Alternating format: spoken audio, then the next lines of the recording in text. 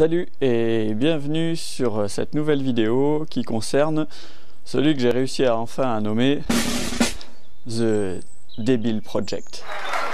Oui, débile, pas débile, non, c'est le projet débile et non le projet du diable. Ah! Même si elle risque d'être diabolique, j'avoue. Donc on va faire le détail des différences entre la première vidéo que vous avez vue, sûrement, ou j'espère, et n'oubliez pas d'ailleurs d'aller faire un petit pouce bleu dessus et puis un petit commentaire, ça fait toujours plaisir. Là on va voir la suite des événements et ce qui a été modifié par rapport à mes choix premiers, puisque je construis au fur et à mesure avec les contraintes qui s'imposent petit à petit et que je ne peux pas forcément anticiper. Le premier détail qui saute aux yeux, il y a le moteur dedans, mais les roues sont dans le bon sens, puisque j'ai modifié les trains roulants. Alors les trains roulants, en fait, j'ai enlevé le UPN de 100 par 50 et je l'ai remplacé par un U en 80 par 40, mais positionné un petit peu plus haut et soudé directement sur les moyeux. Enfin les porte-moyeux, et donc ce qui permet de libérer de la place autour des cardans et autour des moyeux, des disques. Comme ça je pourrais ici installer des étriers de frein, que avant c'était le UPN en fait qui partait d'ici et qui passait en lieu et place de la jante. C'est pour ça que je les avais retournés, les jantes, pour pouvoir passer le UPN. Là, dans cette configuration, on peut remettre les roues dans le bon sens et elles passent vraiment pas loin, au ras ici du U, mais elles passent quand même. Donc je pourrais pas mettre des pneus très larges, mais c'est pas le but, ou alors il va falloir que je mette des jantes plus grandes pour que ça passe. Dans les autres modifications par rapport à ce qu'il y avait sur la première vidéo, je crois qu'on est à peu près bon. Alors j'ai mis en place les biellettes supérieures qu'on voit ici, que j'ai fait un peu à ma façon, hein. J'ai pas encore déterminé les finitions exactes. J'ai fixé les supports de biellettes avec de la cornière percée. J'ai fabriqué les supports du moteur pareil en cornière, parce que j'avais un gros stock de cornières en fait, hein, c'est ni plus ni moins ça. Et j'ai fait les supports de biellettes supérieures arrière. J'ai fait une traverse au-dessus du pont qui est déboulonnable, ce qui fait que je pourrais facilement l'enlever pour sortir le moteur à la verticale. Donc ça ne gêne pas le montage des cardans ni aucun démontage. J'ai fixé les supports arrière sur des bouts de U aussi, parce que j'en avais plein. Faut pas chercher beaucoup plus loin que ça. J'avais cette matière et je m'en suis servi justement pour consolider. Enfin, j'en ai profité pour consolider le berceau arrière aussi, qui avait été découpé un peu à la sauvage par l'ancien propriétaire. Normalement, maintenant c'est un peu plus solide. Je l'ai renforcé un petit peu par endroits, mais j'ai pas encore fini. Il faudra que je ressorte le moteur pour parfaire les soudures. Ça a été que pointé pour l'instant pour faire la mise en place, quoi. J'ai aussi placé des sangles ici et sur chaque roue pour limiter le débattement des triangles, pour pas qu'ils s'ouvrent trop, parce que je les ai pré-contraints par les barres de torsion ici. J'ai commencé à les tendre et donc du coup au moment où on enlève le moteur, les triangles se mettraient pas à la verticale mais pas loin, et ce qui me casserait les biellettes supérieures. Donc j'ai mis les sangles pour éviter que les biellettes supérieures soient trop sollicitées. Et donc là, le tout est bien fonctionnel. Donc on voit que ça bouge librement. Alors bien sûr, la cinématique est assez complexe, hein, mais ça s'explique assez facilement aussi. Donc on voit que le fait d'avoir remplacé les biellettes, les triangles supérieurs par des biellettes supérieures, ça permet le mouvement des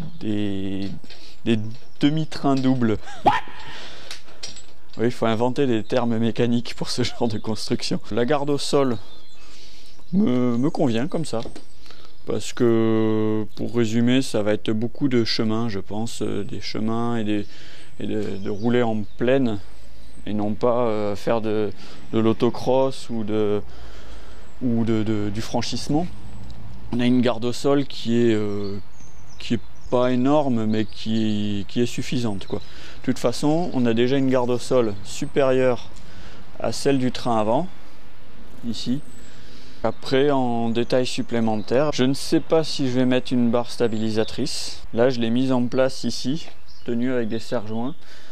Après, en autocross et on va dire pour du tout chemin, je ne sais pas si c'est judicieux d'avoir une barre stabilisatrice, parce que ça limite un peu le confort et le débattement des suspensions. Alors si j'en mets, peut-être que j'en mettrai qu'une, puisqu'à l'arrière en plus ça serait très compliqué à mettre, donc je vais carrément m'en dispenser. Donc après, dites-moi en commentaire si vous pensez qu'une barre stabilisatrice est judicieuse à l'arrière ou pas. Bon, sachant que pour l'avant, il n'y aura pas du tout de barre stabilisatrice, puisqu'on a des lames de ressort, des lames transversales, qui elles font directement office de barre stabilisatrice, puisqu'elles seront fixées en 2 points sur le châssis, puisque là il manque de support. Bien d'ailleurs, je passe une annonce. Si vous avez des supports de Simca 1000, un support comme ça, je prends. Je n'arrive pas à me fournir, je ne sais pas où en trouver. Et si vous avez des idées de freins à disque qui se monteraient aussi sur du 498, alors peut-être je pensais à des disques de Fiat Panda à monter là-dedans et après mettre des jantes en 13 pouces pour que ça passe. Et ça peut être intéressant. Alors si vous avez une Fiat Panda à donner, ou même 2 pour récupérer au moins les disques, ça peut m'intéresser. Les disques, étriers, plaquettes, enfin tout ça, et bien sûr à pas cher, hein. Voire même en cadeau, je suis preneur. Là je pense qu'on a fait le tour de toutes les modifications. Ah oui, il y a un truc aussi, c'est que j'ai mis en place l'alternateur.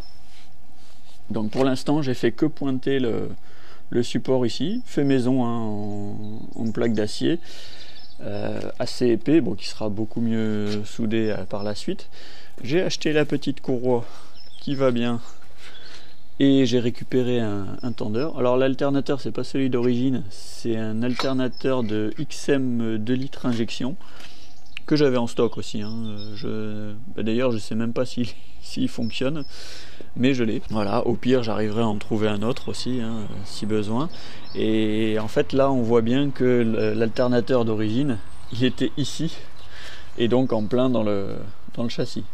Après, dans les objectifs finaux, alors j'ai avancé un petit peu sur mes choix esthétiques. Je pense que le radiateur de refroidissement sera ici, à l'arrière, en long, en large, en forme de béquet peut-être, en fonction de l'esthétique. Sinon, l'idée, ça sera d'être très très bas pour vraiment s'inspirer des Formule 1 des années 80, enfin 70. Justement la Tyrrell P34 ou les Formule 1 même à 8 roues qui a existé, et d'avoir donc un châssis tubulaire très très bas avec un siège baquet ici au centre, donc avec le cul vraiment entre les barres, donc faire sauter ça, faire descendre le baquet ici, avoir le dos au moteur et d'être situé très très bas et avec les pieds posés ici. Donc une conduite quasiment allongée et le volant très très bas, le volant sur les genoux, la centrale mais beaucoup plus bas. Il faudra peut-être même que je fasse démontable, soit un système de basculement, soit un moyeu démontable. On va le faire avancer. Ça va peut-être vous amuser aussi. Je vais voir comment on assemble 2 châssis facilement. Hop. Tac, c'est amarré. Donc là, voilà, on a la forme à peu près. Alors il sera beaucoup moins long, hein, bien sûr, puisque comme on a les pieds qui est au niveau de la barre transversale en acier galva, là, les pieds peuvent se retrouver au niveau des pédales actuelles de la partie avant. Donc on peut réduire encore de 40-50 cm la longueur totale, et ça donnera un engin à peu près avec ces proportions-là. Mais au niveau hauteur, j'aimerais avoir la tête à peine au-dessus du moteur, voire même en dessous si c'est faisable, mais je pense pas arriver à trouver un baquet qui permette de pencher autant. Une conduite quasiment allongée et un châssis qui remonte juste au-dessus de la tête. Vraiment pour avoir un arceau de protection, mais pas quelque chose qui remonte comme un buggy de franchissement ou un buggy d'autocross, quoi. Donc là déjà vous avez une vue un peu plus générale de la chose. Et aussi une vue sur l'étendue de ce qu'il me reste à faire. Parce que c'est plus qu'évident que j'en ai pas fini quoi. Et une fois que ça sera mis en place, il faudra que je me tape tout le faisceau électrique qui va être compliqué à faire.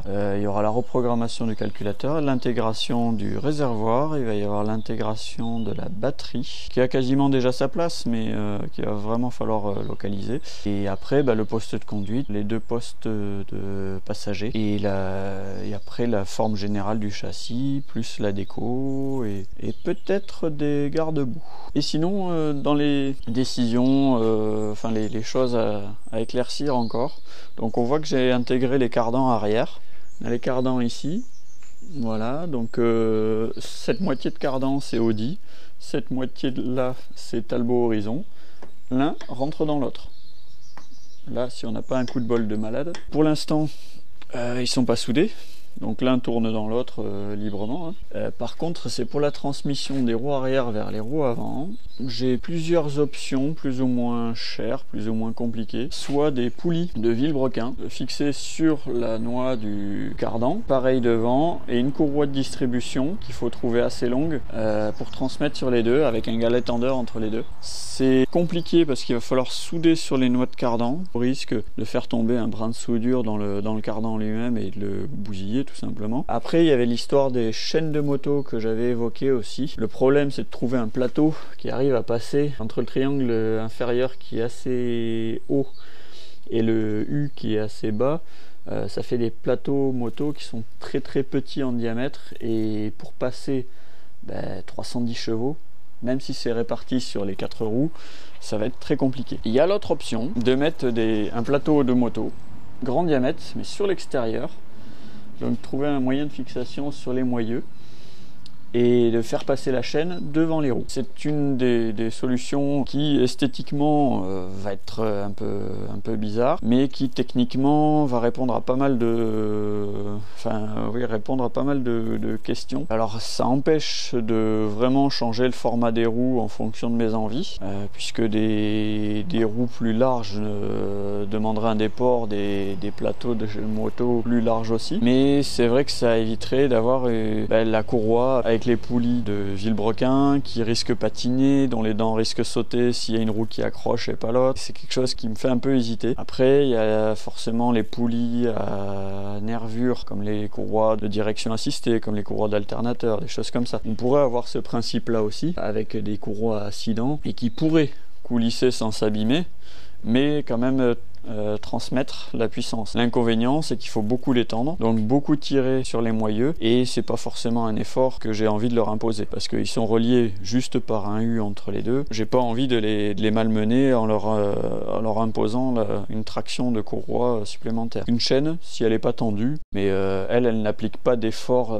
latéral pour tirer les moyeux l'un vers l'autre. Donc ça va peut-être se résumer là-dessus. Surtout que je connais un très bon casseur moto. Il y a un stock innommable de pièces, enfin des stocks même.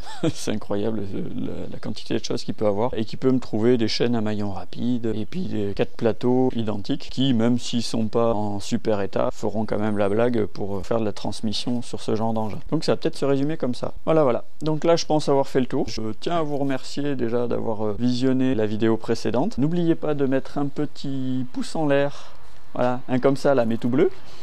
Je vais vous mettre face à moi d'ailleurs, hop là.